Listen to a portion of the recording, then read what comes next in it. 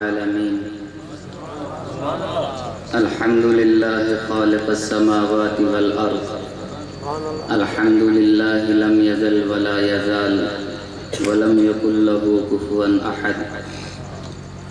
والصلاة والسلام على سيد الأنبياء والصلاة والسلام على خاتم الأنبياء والصلاة والسلام على محمد المصطفى صلی اللہ علیہ وآلہ وسلم یا حی یا قیوم لا الہ الا انت برحمتک نستغیث یا حی یا قیوم لا الہ الا انت برحمتک نستغیث یا حی یا قیوم لا الہ الا انت برحمتک نستغیث اللہم صلی وسلم علی نبینا محمد صلی اللہ علیہ وآلہ وسلم اما بعد اعوذ باللہ من الشیطان الرجیم بسم اللہ الرحمن الرحیم والذی ارسل رسولہ بالہدى ودین الحق لیظہرہ علی الدین کلہ ولو کرہ المشرکون وقال علیہ الصلاة والسلام في معنى الحديث إذا تركت الأمر بالمعروف والنهي عن المنكر حرمت بركة الوحي أو كما قال رسول الله صلى الله عليه وسلم وقال النبي صلى الله عليه وسلم في معنى الحديث إذا ظهر فيكم حب الدنيا ولا تجاهدون في سبيل الله ولا تأمرون بالمعروف ولا تنهون عن المنكر والقائلين أي والعاملين يومئذ بالكتاب والسنة كالسابقين الأولين والمهاجرين والأنصار أو كما قال رسول الله صلى الله عليه وآله وسلم معزز بھائیوں اور بزرگوں دوستوں، اللہ جل جلالہ امن احوالہ نے ہم سب کو اس دنیا میں بہت ہی مختصر عرصے کے لیے پیدا فرمایا ہے اور ہماری اصل زندگی ابد الآباد زندگی راحت اور آرام والی زندگی وہ مرنے کے بعد شروع ہوگی۔ یہاں کوئی خواہش ہماری پوری ہونے والی نہیں ہے، ہر خواہش کو قربان کرنے کا نام ہی دین ہے۔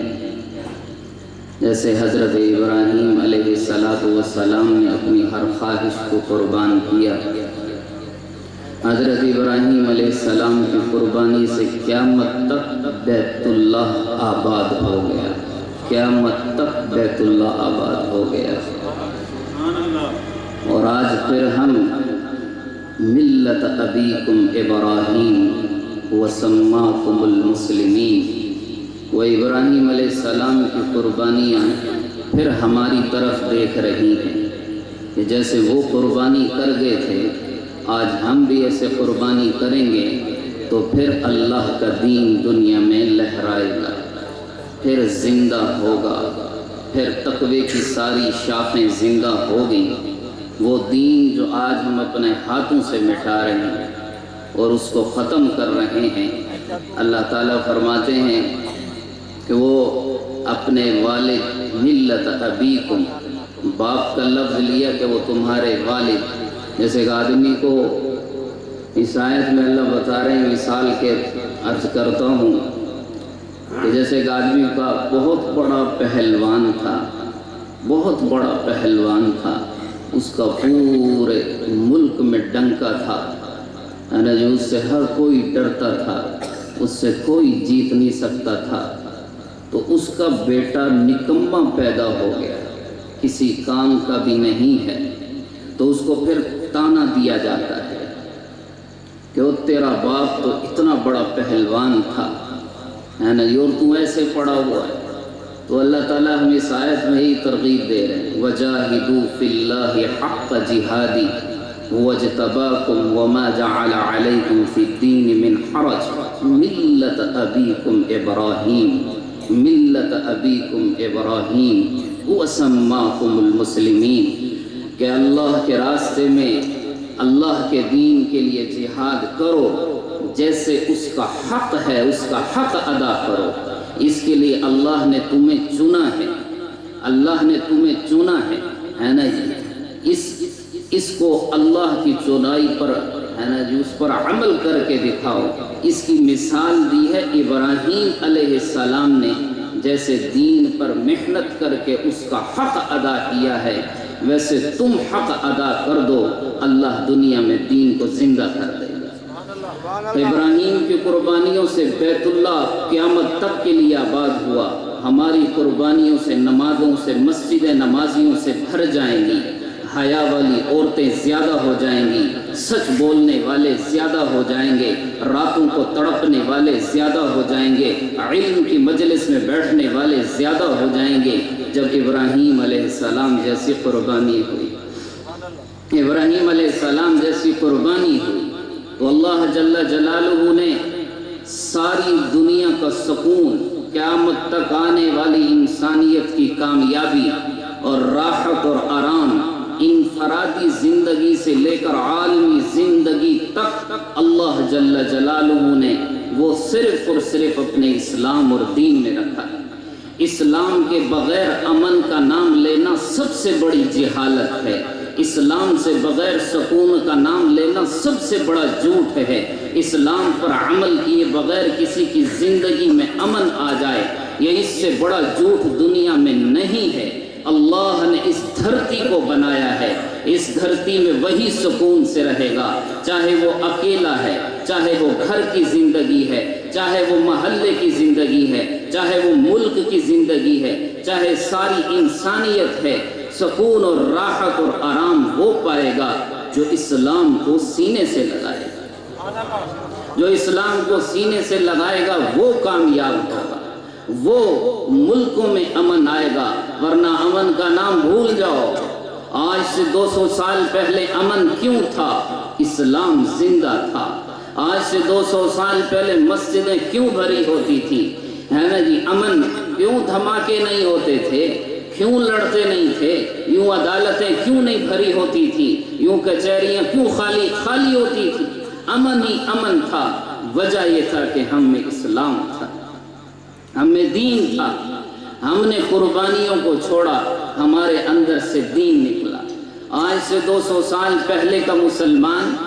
دین کے اوپر سب کچھ قربان کرتا تھا، آج دنیا کے اوپر قربان کرتا ہے، اور اس کی وجہ یہ ہے کہ ہم رواجی مسلمان ہیں، ہم رواجی مسلمان ہیں۔ وہ مسلمان جن کے اندر روح تھی، جن کے اندر اسلام کی روح تھی، اور جن کے سینوں میں ایمان کی طاقت تھی، اور پہاڑ جیسی مضبوطی تھی، اور آسمان جیسی بلندی تھی، اور سمندر جیسا سینہ وسیع تھا، وہ مسلمان ختم ہو گئے، ہے نا جی؟ وہ مسلمان ختم ہو گئے، ہے نا؟ جو ہاتھ اٹھاتے تھے زمین ہل جاتی تھی، پہاڑ ہل جاتے تھے، اور جن کے سجدے سے، جن کے سر سجدے میں جاتے تھے تو آسمان کے فرشتوں میں کھلبلی مچ جاتی تھی کہ یہ کون سجدے میں گر گیا، یہ کون سجدے میں چلا گیا۔ کی وجہ یہ تھا کہ ایمان سینوں کے اندر تھا، ایمان کی بجلیاں اندر تھی، ایمان کا کرنٹ اندر تھا۔ آج ہم اسلام زندہ کرنا چاہتے ہیں، دولت کے ذریعے، پیسے کے ذریعے، چیزوں کے ذریعے اپنی زندگیوں میں سکون لانا چاہتے ہیں، دنیا کے ذریعے۔ یہ کبھی بھی نہیں ہوا۔ لن تجد لسنت اللہ تبدیلا ولن تجد لسنت اللہ تحویلا۔ اللہ کا طریقہ کبھی تبدیل نہیں ہوا۔ تبدیلا، تحویلا، کہ نہ تبدیل کا مطلب ہے چیز کو بدل دینا، تحویل کا مطلب ہے اس میں تھوڑی ترمیم کرنا۔ اللہ فرما رہے ہیں کہ میرے طریقے میں نہ تبدیلی ہے نہ تحویل ہے، ایک لوہے کی لکیر ہے، ایک پتھر کی طرح مضبوط طریقہ ہے۔ جو قوم اس پر آئے گی اللہ اس کو چمکائے گا، اللہ اس کو عزت دے گا۔ دنیا کی کوئی گندی آنکھ اس کی طرف اٹھ نہیں سکتی، کوئی قدم اس کی طرف اٹھ نہیں سکتا۔ اور جو یہ نہیں کرے گا پھر اللہ معاف فرما دے کہ پھر کیا ہوگا، ہے نا نہیں، گھر کے اندر سے وہ مار کھائے گا، کافر گاجر مولی کی طرح کاٹیں گے۔ ہاں، ہمیں وہ ایمان والے مسلمان ختم ہو گئے، وہ نماز کے سجدے ختم ہو گئے، وہ جو ایک سجدہ کرتے تھے اللہ اکبر، اللہ کی مددیں اتر آتی۔ حضرت واصلہ بن اسقع رضی اللہ تعالیٰ عنہ ایک صحابی ہیں، فرماتے ہیں کہ روم کی ایک لڑائی میں ہم کافروں کے گھیرے میں آ گئے، ہم 2-3 آدار، وہ 3 لاکھ سے اوپر، ہم کافروں کے گھیرے میں پھنس گئے اور ہمیں اپنی موت کا یقین ہو گیا۔ عرب کی گھٹی میں اشعار وہ ہر وقت شعر پڑھتے، تو کہتے اس دن ہمیں اشعار بھی بھول گئے، چاروں طرف سے کافروں نے گھیر لیا۔ پھر ہم نے ایک دم سب نے کیا ایک جملہ کہا، یا رب محمد انصر امت محمد، یا رب محمد انصر امت محمد، اے رب محمد صلی اللہ علیہ وسلم کے رب، امت محمد کی مدد فرما، امت محمدیہ کی مدد فرما۔ کہتے یہ جملے کہنے تھے کہ حضرت عبداللہ بن عمر رضی اللہ عنہ فرماتے ہیں میں نے آسمان سے گھوڑوں پر فرشتوں کو اترتے ہوئے دیکھا، میں نے آسمان سے گھوڑوں پر دیکھا کہ فرشتوں کے ہاتھوں میں تلوار ہے اور فرشتے اتر رہے ہیں، اور یہ کہتے ہوئے اتر رہے ہیں، یا امت محمد، یا امت محمد ابشروا لکم اتاکم نصرت اللہ، اے امت محمد تمہیں خوشخبری ہو، اللہ کی مدد آ گئی، اللہ کی مدد آ گئی، اللہ کی مدد آ گئی۔ تو یہ ایمان والے تھے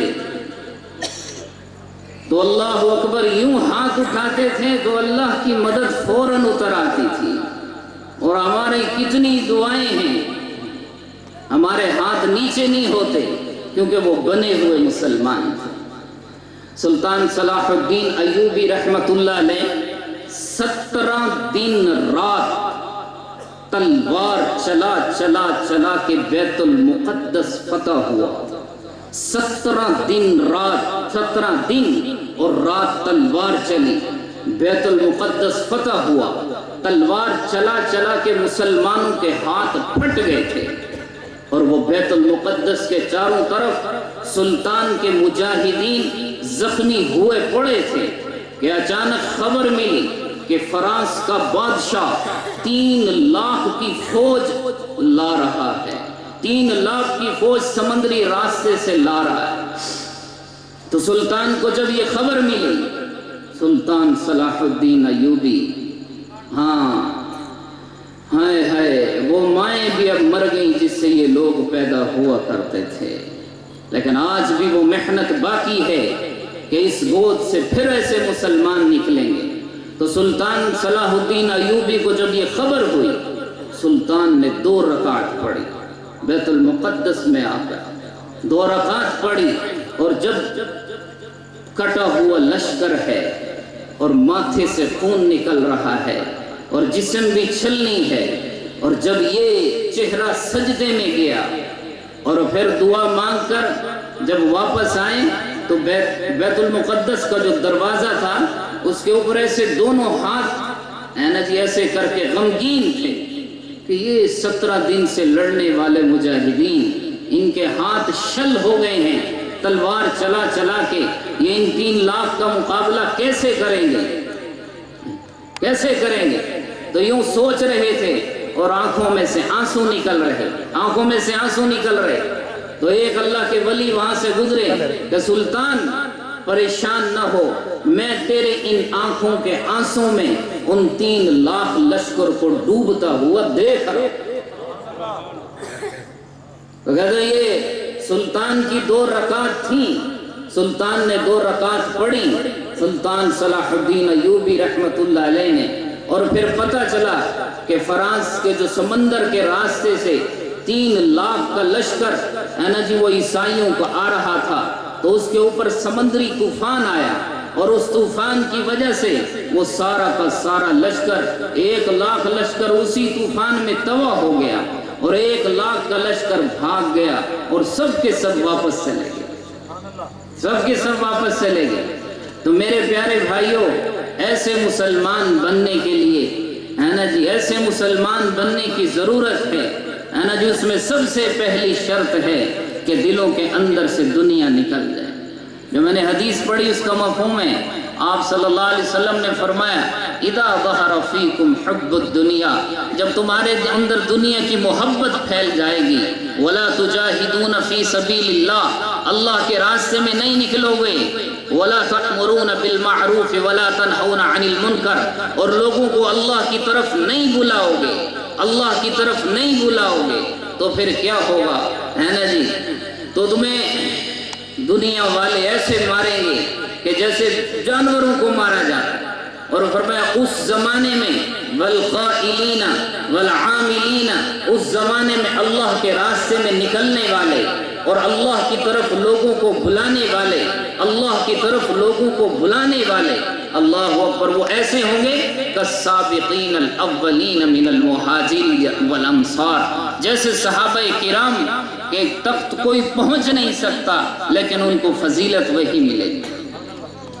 تو شرط کیا ہے کہ سب سے پہلے ہمارے دلوں کے اندر سے دنیا کی محبت نکل جائے، دنیا کی نفرت اندر سے نکل جائے، اور دنیا سے کچھ نہیں ہوتا، کرنے والی اللہ کی ذات ہے، خالق اللہ ہے، مالک اللہ ہے، رازق اللہ ہے، کریم اللہ ہے، طاقتور اللہ ہے، مضبوط اللہ ہے، بادشاہ اللہ ہے، لم یزل لا یزال اللہ ہے، آسمان کو پیدا کرنے والا وہ ہے، سورج کو چمکانے والا وہ ہے، چاند کو چمکانے والا وہ ہے، زمین کو بچھانے والا وہ ہے، پرندوں کو اڑانے والا وہ ہے، للہ ما فی السماوات وما فی الارض، لہو ما فی السماوات وما فی الارض، سبح للہ ما فی السماوات وما فی الارض، اللہ لا الہ الا ہو، اللہ لا الہ الا ہو، الم نجعل الارض مہادا والجبال اوتادا وخلقناکم ازواجا وجعلنا نومکم سباتا۔ ان ساری آیتوں میں اللہ فرما رہے ہیں میں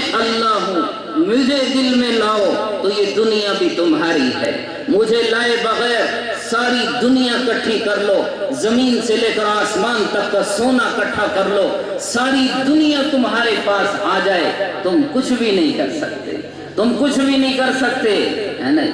کچھ بھی نہیں کر سکتے جب اللہ دل کے اندر نہیں آئے۔ فرمایا یا ایھا الذین آمنوا آمنو، اے ایمان والو ایمان لے آؤ، اے ایمان والو ایمان لے آؤ، اللہ کو ماننے والے بن جاؤ۔ اللہ نے ہمیں اس دنیا میں بھیجا اس لیے، روزی روٹی تو ہم ماں کے پیٹ میں سے لکھ دی گئی، روزی روٹی تو ماں کے پیٹ میں تھی، اللہ نے لکھ دی۔ وہ کوئی دنیا کا مائی کا لال ہمارا بینک بیلنس نہ 1 روپیہ بڑھا سکتا ہے نہ گھٹا سکتا ہے، نہ 1 لقمہ بڑھا سکتا ہے نہ گھٹا سکتا ہے۔ وَفِي السَّمَاءِ رِزْقُكُمْ، اللہ فرما رہے ہیں آسمان میں تمہارا رزق ہے۔ وَفِي السَّمَاءِ رِزْقُكُمْ، یہ نہیں کہا وَفِي الدُّكَانِ رِزْقُكُمْ، وَفِي الْمَالِ رِزْقُكُمْ، وَفِي الزِّرَاعَةِ رِزْقُكُمْ، وَفِي التِّجَارَةِ رِزْقُكُمْ، وَفِي السَّمَاءِ رِزْقُكُمْ، وَفِي السَّمَاءِ رِزْقُكُمْ، آسمان میں تمہارا رزق ہے۔ آسمان اللہ کو اتنا کہہ دینا کافی ہے، اللہ نے پھر کہا وَمَا تُوعَدُونَ، اس کا میرا وعدہ بھی ہے، إِنَّكَ لَا تُخْلِفُ الْمِيعَادَ، میں وعدہ خلاف نہیں ہوں، میں وعدہ خلاف نہیں ہوں۔ دنیا کے بندے وعدہ خلافی کر سکتے ہیں، میرے بندے میں وعدہ خلاف نہیں ہوں، رزق میرے پاس ہے نا جی۔ تجارت تو مسلمان کرتا ہے مخلوق خدا کی آسانی کے لیے، اگر تجارت میں رزق ہے تو یہ شرک ہے۔ اگر تجارت میں ہم پلتے ہیں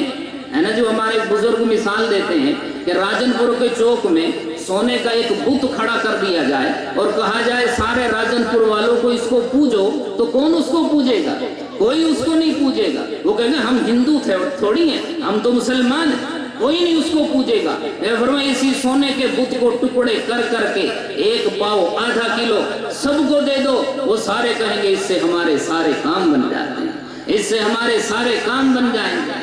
ہے نا جی، اس سے ہمارے سارے کام بن جائیں۔ اور بخاری شریف کی 3 نمبر کی حدیث ہے، حدیث طویل ہے نا جی، مختصر عرض کرتا ہوں۔ جب سارے کفار مکہ اکٹھے ہوئے، ابو طالب کو کہا آپ کے بھتیجے محمد مصطفیٰ صلی اللہ علیہ وسلم ہمارے معبودوں کو برا بھلا کہتے ہیں، میں نے ان کو سمجھائیں۔ تو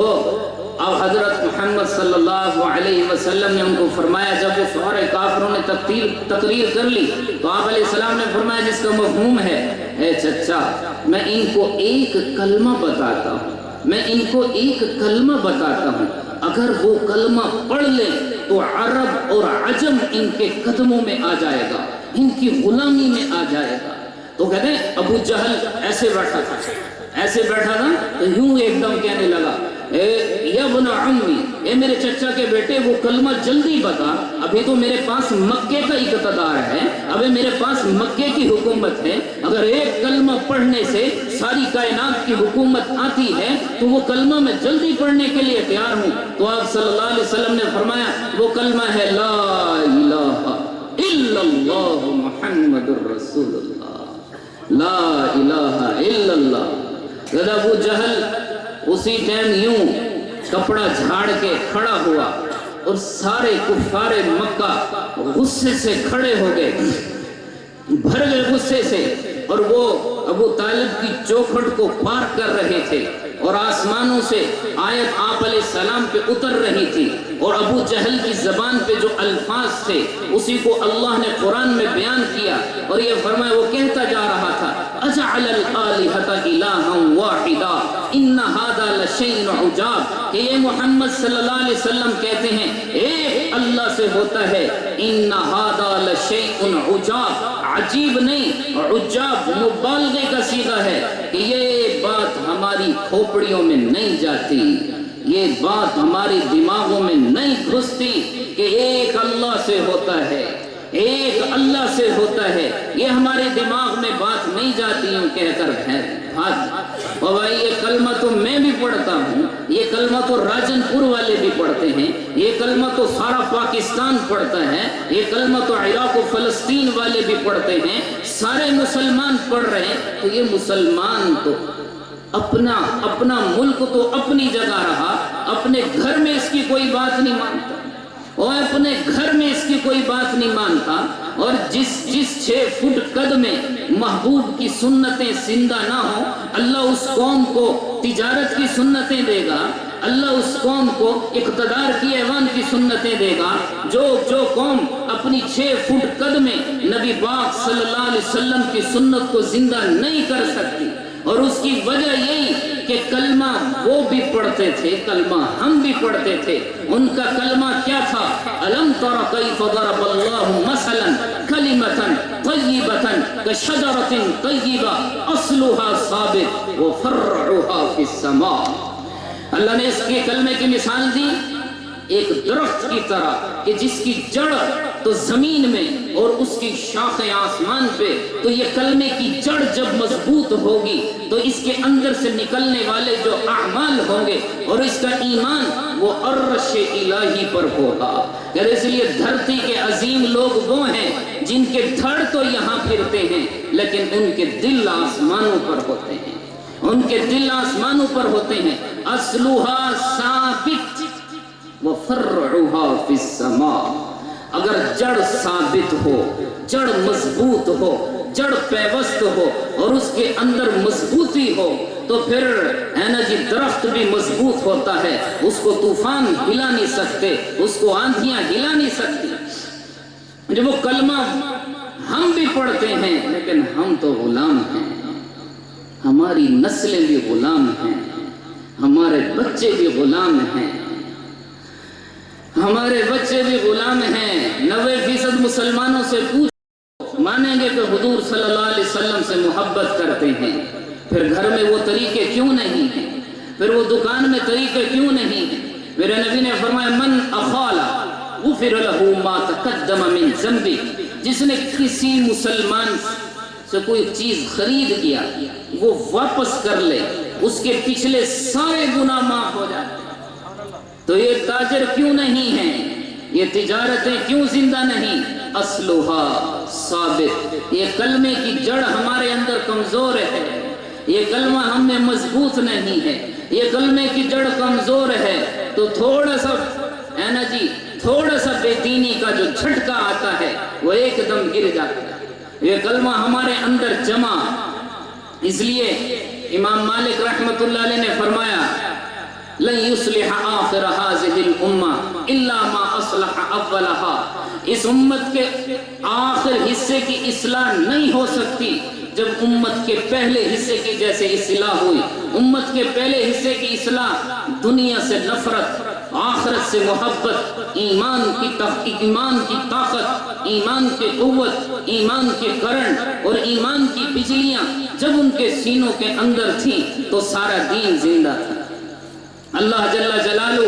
ہم سب کو بھی ایسا ایمان نصیب فرما دے جس ایمان کے بعد سنت کو سینے سے لگانے میں مزہ آ جائے، جس ایمان کے بعد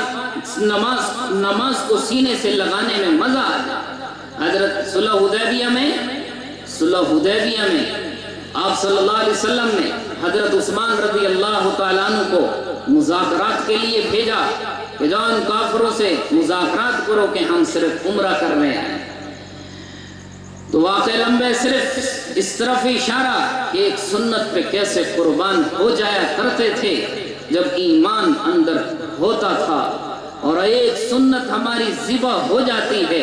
مسلمان، اور ہمارے شیخ الحدیث صاحب فرماتے رہنے لگے کہ مسلمان 5 روپے کا بلیڈ لے کر نبی کی سنت کو کاٹ کے پیشاب کی نالی میں پھینک دیتا ہے، پیشاب کی نالی میں پھینک دیتا ہے۔ اور ادھر سنو ایمان والوں کا، حضرت عثمان رضی اللہ تعالیٰ عنہ مکہ میں داخل ہوئے اپنے گھوڑے پر، یہ روایت میں اللہ کو بیشی معاف فرما دے، یہ گھوڑے پر تھے، یہ اونٹ پر تھے، اونٹنی پر۔ جیسے مکے میں داخل ہوئے تو حضرت عثمان رضی اللہ تعالیٰ عنہ کی چادر ٹخنوں سے اوپر تھی، تو کافروں کے سرداروں نے کہا عثمان آپ ہمارے سردار ہیں، ہے نا جی۔ قریش مکہ نے کہا بڑے بڑوں نے یہ آجزانہ چال سے باہر نکلو، یہ ٹخنوں سے کپڑا نیچے کرو، ہے نا جی، اور بڑی چال میں آؤ، تم سردار ہو، یہ کس چال میں آ رہے ہیں؟ حضرت عثمان رضی اللہ تعالیٰ عنہ نے جواب دی، حدیث کے یہ الفاظ ہیں ہمارے حضرت محمد صلی اللہ علیہ وسلم کی چادر یہیں رہتی ہے، ہمارے حضرت محمد صلی اللہ علیہ وسلم کی چادر یہیں رہتی ہے اور یہ چادر یہیں رہے گی، اس سے 1 انچ نہ نیچے ہوگی نہ اوپر ہوگی کہ ہمارے حضرت کی چادر یہاں رہتی ہے۔ یہ ہے ایمان۔ اللہ جل شانہ ہمیں بھی نصیب فرما دے، اللہ ہماری امت کو بھی نصیب فرما دے، ہمارے جوانوں کو بھی نصیب فرما دے، ہمارے بوڑھوں کو بھی نصیب فرما دے، ہماری عورتوں کو بھی نصیب فرما دے۔ تو یہ ایمان جمتا ہے، نماز میں حلاوت آتی ہے، نماز میں لذت آتی ہے، نماز میں مزہ آتا ہے، نماز میں چاشنی آتی ہے۔ ایک صحابی حضرت عبداللہ بن عمر رضی اللہ تعالی عنہ شادی کی پہلی رات ہے، اپنی بیوی کے پاس آئے، شادی کی پہلی رات ہے، بیوی سے کہا السلام علیکم، وعلیکم السلام، کہ 2 رکعت کی اجازت ہے؟ بیوی نے کہا اجازت ہے۔ وہ جوان کھڑا ہوا اور 2 رکعت میں ساری رات گزار دی، 2 رکعت میں ساری رات گزار دی، اور پھر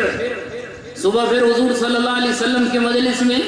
یا کسی کاموں میں اگلی رات پھر آئے، اپنی بیوی کو کہا 2 رکعت کی اجازت ہے؟ انہوں نے کہا اجازت ہے۔ اور پھر وہ کھڑے ہوئے اور ساری رات نفلوں میں گزار، 2 رکعت میں ساری رات گزار۔ اگلی رات پھر اسی طرح ہوا تو سسر نے پوچھا صبح بیٹی سے میرے بیٹے کو کیسے پائے، بہت عبادت گزار ہے۔ سمجھ گئے، حضور صلی اللہ علیہ وسلم کے پاس گئے، یا رسول اللہ عبداللہ نے ایسے کیا۔ آپ صلی اللہ علیہ وسلم نے بلایا اور فرمایا عبداللہ بیوی کا بھی حق ہے، ان کے سینوں میں ایمان کی جڑ ایسے ہوئی وہ عبادات میں ایسا مزہ آتا تھا کہ انہیں نیچے لانا پڑتا تھا کہ بیوی کا بھی حق ہے، بچوں کا بھی حق ہے۔ آپ صلی اللہ علیہ وسلم گھر میں تشریف لائے، حضرت حفصہ رضی اللہ تعالی عنہا دیکھا کہ چھت سے ایک رسی لٹکی ہوئی۔ آپ نے فرمایا حفصہ یہ کس لیے لٹکائی ہوئی؟ یا رسول اللہ رات کو عبادت کرتی ہوں،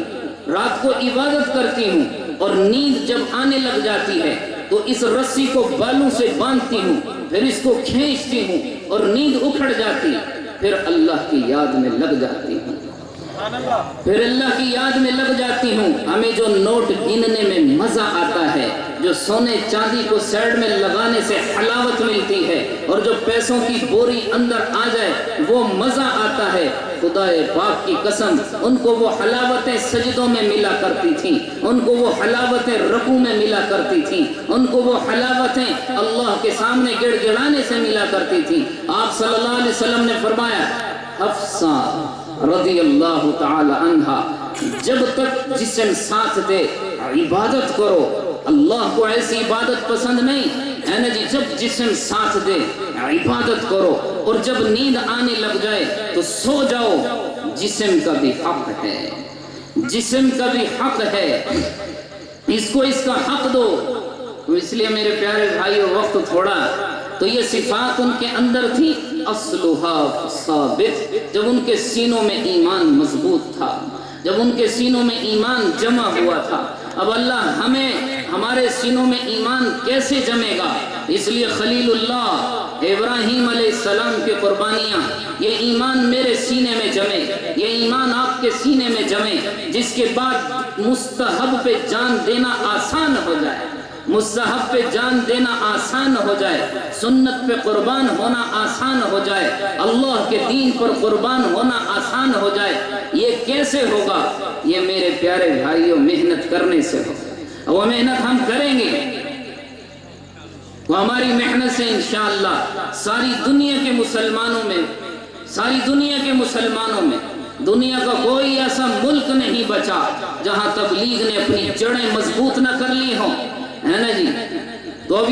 اب ہماری قربانی ایک چلتی گاڑی ہے، جو چڑھ جائے گا تو کامیاب ہو جائے گا۔ تو حضرت ابراہیم علیہ السلام نے یہ قربانیاں دی، ہے نا جی۔ حضرت ابراہیم علیہ السلام نے بیت اللہ کو تعمیر کیا، اپنے بیٹے کو قربان کیا، ہے نا جی۔ کتنی مدتوں کے بعد 86 سال کی عمر میں اسماعیل علیہ السلام نے، 86 سال کی عمر میں اسماعیل علیہ السلام، اب حکم ملا کہ ان کو قربان کرو، حکم ملا کہ ان کو قربان کرو۔ اب یہ کیا کس چیز کو قربان ہوا جائے؟ فرمایا کہ آسمان کے فرشتے سارے دیکھ رہے تھے، آسمان کے فرشتے جھانک رہے تھے۔ جب ابراہیم علیہ السلام نے اسماعیل علیہ السلام پہ چھری چلائی تو آسمان کے فرشتے چیخ پڑے کہ یہ کیا ہو رہا ہے؟ تو فرمایا کیا ہو رہا ہے؟ یہ سبق مل رہا قیامت تک کی انسانیت کو کہ اللہ کے لیے، اللہ کے حکم پر، اللہ کے دین پر ہر چیز کو قربان کرنا آسان ہو جائے، ہر چیز کو قربان کرنا آسان ہو جائے۔ اب ابراہیم علیہ السلام نے قربانی دی، ہے نا جی۔ کتنا عرصہ؟ 1 سال نہیں، 2 سال نہیں، 3 سال نہیں، 4 سال نہیں، تفسیروں میں آتا ہے کتنے سال کے بعد واپس تشریف لائے، اور غیر ذی زرع، ہے نا جی، لقدق جنگل میں اپنے بیوی اور بچے کو چھوڑ کے چلے گئے، بیوی کو بھی چھوڑ کے چلے گئے۔ کہاں چلے گئے؟ اللہ کے حکم پر نکل گئے۔ تو ان کی قربانیاں آگ کے اندر ڈلنا، ان کی قربانیاں پھر بیت اللہ کو بنانا، ان کی قربانیاں، اللہ نے ان کی قربانی کو قبول کیا اور بیت اللہ کو قیامت تک کے لیے آباد کر دیا۔ حضرت عبداللہ بن زبیر رضی اللہ تعالی عنہما کے زمانے میں مولانا یوسف رحمۃ اللہ علیہ اپنے بیانوں میں فرماتے ہیں کہ جو نیچے اس کی جڑ ہے، جو اس کی بنیادیں ہیں، وہ ابراہیم و اسماعیل علیہ السلام کے زمانے کی، اس کے اوپر والا حصہ تبدیل ہوتا رہا، بنیادیں یہی رہیں کہ ابراہیم اور اسماعیل علیہ السلام کی نفس کو قربان کرنا، یہ قربانی اللہ کو اتنی پسند تھی کہ عبداللہ بن زبیر رضی اللہ عنہ کے زمانے میں عبداللہ بن زبیر رضی اللہ عنہ نے وہ بیت اللہ کو حضور صلی اللہ علیہ وسلم کے خواہش کے مطابق حتیم کو بھی شامل کرنا چاہتے تھے، ہے نا جی۔ تو انہوں نے جڑ سے اکھیڑنا چاہا، جب پہلی کدال ماری تو پوری دنیا میں اندھیرا چھا گیا اور بجلیاں کڑکنے لگی کہ اللہ کو وہ تعمیر اتنی پسند تھی۔ پھر کدال نکالی گئی تو دنیا پھر روشن ہو گئی۔ پھر جب کدال ماری گئی پوری دنیا میں اندھیرا چھا گیا اور بجلیاں کڑکنے لگی، اور پھر کدال کھینچی تو پھر تیسری مرتبہ ایسا ہوا۔ عبداللہ بن زبیر رضی اللہ عنہ فرمائے چھوڑ دو، اس کے اوپر تعمیر شروع کر دو، اللہ کو یہ تعمیر پسند ہے۔ کہ اس لیے فرماتے تھے کہ آج ہم اپنی مسجدیں بناتے ہیں، وہاں بھی نفس کی خواہشات کو پورا کرتے ہیں، وہاں بھی قربان نہیں کرتے۔ اب یہ سادہ تعمیر جو نفس کو قربان کر کے بنائی گئی تھی، وہ سادہ تعمیر اللہ کو ایسی پسند ہے کہ آسمان میں ہے نا جی بجلیاں کڑک اٹھی اور دنیا میں اندھیرا چھا گیا۔ اور فرمایا جب تم قربانیاں کرو گے، اللہ کے راستے میں قربانیاں کرو گے اور نفس کو قربان کرتے ہوئے نکلو گے تو اللہ پھر یہ شاخیں زندہ کرے گا، پھر حیا اور تقوی کی شاخیں زندہ ہوگی، پھر مسجدیں آباد ہوں گی، پھر دنیا کی چیزیں اللہ جل جلالہ ہمارے قدموں میں ڈالے گا۔ اگر ہم ایسا نہیں کریں گے، آج ہم کما رہے ہیں، کافر کھا رہے ہیں۔ یہ جتنا ٹیکس دیتے ہیں یہ کون کھا رہا ہے؟ کافر ہی تو کھا رہا ہے نا جی۔ 100 روپیہ لوڈ کراؤ تو باقی کون کھاتا ہے؟ کتنا آتا ہے؟ اور پہلے وہ کماتے تھے ہم کھاتے تھے، وہ کماتے تھے ہم کھاتے تھے۔ کب؟ جب مسجدیں آباد تھیں، جب عورتوں کے اندر حیا تھا، جب مسلمان سچ کو ایمان سمجھتا تھا اور تقوی کی شاخیں زندہ تھیں اور راتوں کا رونا زندہ تھا اور غریب مسلمان پر سب کچھ خرچ کرنا، قربان کرنا آسان تھا اور دنیا میں دین زندہ تھا۔ جنت میں جانے والے زیادہ تھے اور جہنم میں جانے والے تھوڑے تھے۔ اور اللہ معاف فرما دے، ہم نے پھر وہ قربانیاں چھوڑ دی تو اللہ معاف فرما دے اب جہنم میں جانے والے زیادہ ہو گئے اور جنت میں جانے والے تھوڑے بچ گئے۔ صحابہ اور آج سے 200 سال پہلے مسلمان جنت میں زیادہ جاتے تھے اور آج جہنم میں زیادہ جا رہے ہیں۔ ایک اللہ کے ولی نے ممبر پہ سنا، اللہ کے ولی نے خواب دیکھا اور میں نے دیکھا 150 آدمی مر گئے، 150 آدمی۔ تو وہ کھڑے ہوئے تو 150 میں سے 144 کا فیصلہ جہنم کا ہوا اور 6 کا فیصلہ جنت کا ہوا۔ 6 کا فیصلہ جنت کا ہوا۔ تو امت کا رخ اور امت کی یہ کشتی پھر جائے، یہ مڑ جائے اور یہ امت کی کشتی اور یہ امت کی پھنسی ہوئی بس یہ نکل جائے، جیسے صحابہ رضوان اللہ تعالی علیہ مجمعین نکلے۔ فرمایا صحابہ کے بچے مدینہ کی گلیوں میں یتیم نظر آتے تھے، یتیم نہیں تھے، ان کی بیویاں بیوہ نظر آتی تھیں لیکن بیوہ نہیں تھیں۔ انہوں نے اپنے بچوں، بیویوں اور بچوں کے چوچلوں کو قربان کیا، اللہ کے راستے میں نکلے۔ یہ مراکش عرب نہیں ہے، الجزائر عرب نہیں ہے، مصر عرب نہیں ہے، سودان عرب نہیں ہے، یہ 55 سے اوپر ملک ہیں لیکن یہاں عربی بولی جاتی ہے، عربی زبان بولی جاتی۔ صحابہ نے اپنا سب کچھ چھوڑا اور ان کے اندر گئے اور ان کے اندر محنت کی اور ان کی نسلوں کے رخ کو جنت کی طرف موڑ کے رکھ دیا اور خدا پاک کی قسم انہیں اپنی مادری زبانیں بھول گئیں اور یہ عربی بولنے والے بن گئے۔ جب مولانا الیاس رحمت اللہ علیہ نے ایک دن صبح کی نماز پڑھائی، منبر پر بیٹھے، آنکھوں میں سے آنسو نکلنے لگے، فرمایا آج میں نے ایک صحابی کو خواب میں دیکھا، وہ مجھے کہنے لگے الیاس اللہ ہمیں آج بھی زندہ کر دے، ہم دکھا دیں گے دین کیسے زندہ ہوتا ہے، آج اللہ ہمیں زندہ کر دے۔ پھر مولانا رو کر کہنے لگے وہ شمع کی طرح پگھل گئے، ان کے بچے ذبح ہو گئے، ان کے جسموں کا قیمہ بن گیا، ان کے جسم چھلنی ہو گئے، لیکن آج بھی قبروں میں تڑپ رہے ہیں کہ اللہ زندہ کر دے تو ہم دکھا دیں گے دین کیسے زندہ ہوتا ہے، ہم دکھا دیں گے دین کیسے زندہ ہوتا ہے۔ آخری حدیث عرض کرتا ہوں، آپ صلی اللہ علیہ وسلم نے فرمایا میں ساری امت کا استقبال قیامت کا دن اپنے حوض پر کروں گا کہ سب سے پہلے قیامت میں نفخ فی الصور نخر فی الناقور، جب قیامت کا جھٹکا لگے گا سب سے پہلے میری قبر پٹے گی، میرے دائیں طرف ابو بکر، میری بائیں طرف عمر ہوگا، مدینہ کے سارے میرے پیچھے ہوں گے، میں رکوں گا، مکہ کے مردے وہاں سے چل کر میرے پیچھے آئیں گے، ہم پھر اس شان سے مدینہ کے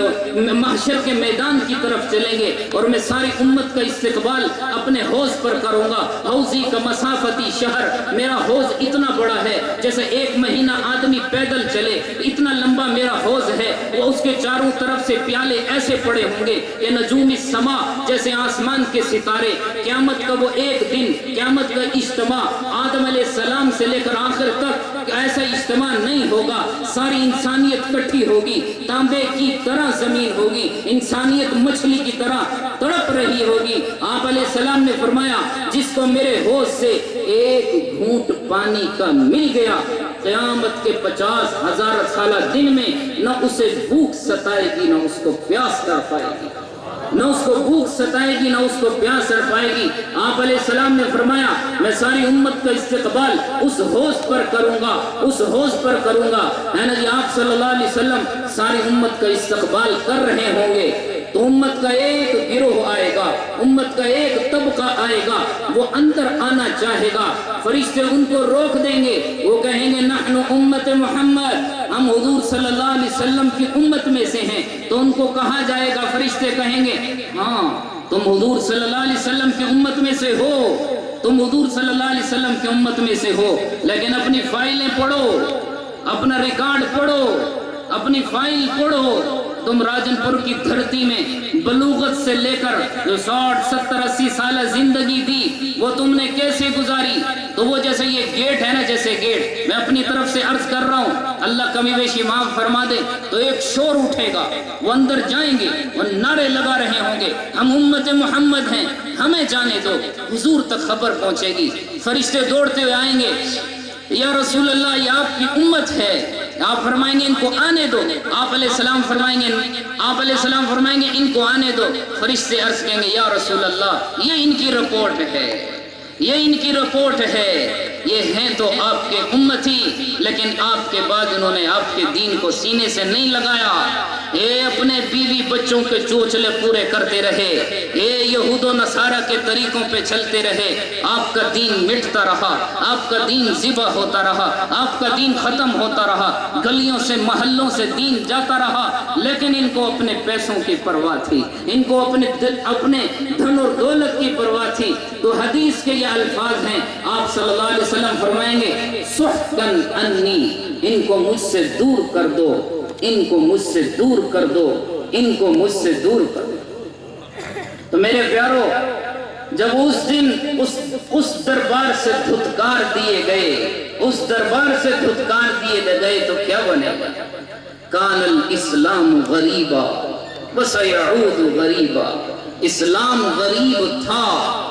ان قریب پھر غریب ہو جائے گا۔ ایک ہوتا ہے اردو کا غریب، اردو میں غریب کہتے ہیں جس کے پاس پیسے نہ ہو، عربی میں غریب کہتے ہیں اجنبی۔ کان الاسلام غریبا، اسلام اجنبی تھا، وسیعود غریبا، پھر اجنبی ہو جائے گا، لوٹ جائے گا پھر اسی اجنبیت کی طرف۔ اور یہ کیا پتا تھا کہ ہمارے زمانے میں اور ہماری جوانیوں میں ہمارے ہاتھوں میں طاقت ہے، ہماری آنکھوں میں روشنی ہے، ہمارے کانوں میں سماعت ہے، ہمارے پاؤں میں طاقت ہے، یہ ہمارے ہی زمانے میں اجنبی ہو گیا، اب اس کو کوئی سینے سے نہیں لگاتا۔ تو اس لیے میرے پیارے بھائیوں، میں بھی نیت کروں، آپ بھی نیت کریں کہ اور ساری انسانیت سے نیت کروانی کہ اللہ کے دین پر اپنا سب کچھ لگا کے پھر اس کو زندہ کریں گے۔ یہ زندہ ہونے کے لیے آیا ہے اور اسی میں انسانیت کی راحت ہے اور اسی میں سارے مسئلوں کا حل ہے۔ اگر نہیں ہے تو پھر اللہ معاف فرما دے، اسلام میں چل۔ تو اس کی سارے نیت کرتے ہیں انشاءاللہ، جب تک سورج مغرب سے طلوع نہیں ہوتا توبہ کا دروازہ کھلا ہوا ہے۔ محمد بن قاسم رحمت اللہ علیہ 17 سال کا جوان تھا، ہندوستان، پاکستان، نیپال، بھوٹان، بنگلہ دیش، مالدیپ، سری لنکا، اس کو کہتے ہیں بر صغیر، 8 ملکوں میں اس نوجوان کی محنت سے اسلام زندہ ہوا، اسلام کا باغ چمکا۔ اس مجلس میں کتنے ہوں گے ہماری وجہ سے کتنا اسلام زندہ ہوا، میں بھی غور کروں، آپ بھی غور کریں، اور پھر توبہ کر کے، ہے نا جی، توبہ کر کے کتنی پیاری حدیث ہے، التائب من الذنب کمن لا ذنب لہ، گناہ سے توبہ کرنے والا ایسے ہے جیسے گناہ کیا ہی نہیں، جیسے گناہ کیا ہی نہیں، اور ایسی زندگی لے کے مر گئے تو بے قیمت ہو کے مر جائیں۔ میں بھی نیت کروں، آپ بھی نیت کریں، اور پھر اس نیت کو لے کر ساری دنیا میں اپنی ذات سے شروع کرنی، میرے اندر اسلام نافذ ہو جائے، اپنے گھر کے اندر شروع کرنا ہے، اس میں اسلام نافذ ہو جائے، اپنے محلے میں شروع کرنا ہے، اسلام نافذ ہو جائے، اپنے شہر میں شروع کرنا ہے، اسلام نافذ ہو جائے، اپنے ملک میں شروع کرنا ہے، اسلام نافذ ہو جائے، یہاں تک کہ ساری دنیا میں جانا ہے۔ کنتم خیر امت اخرجت للناس، اخرجت للپاکستان نہیں کہا، اخرجت للہندوستان نہیں کہا، اخرجت للراجن پور نہیں کہا، اخرجت للناس ای للعالم ای الی یوم القیامہ، ساری انسانیت کی نیت کرتے ہوئے اپنی ذات سے شروع کرنا اور بڑھتے چلے جانا۔ تو اس کی ساری نیت کرتے ہیں انشاءاللہ، اللہ مجھے آپ کو عمل کی توفیق نصیب فرمائے۔